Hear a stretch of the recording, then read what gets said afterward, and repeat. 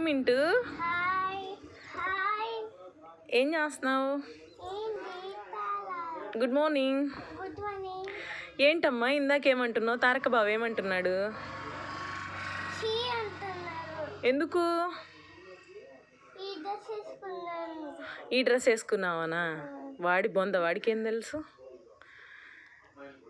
Egg తినమని చెప్పాడా మరి నీకు? ఏమంటున్నాడు? చూసి నేర్చుకోవే, నువ్వు ఎగ్ తింటే బలం వచ్చిద్ది నాలాగా అంటున్నాడా? చెప్పు, ఇప్పుడు దాకా చెప్పావుగా.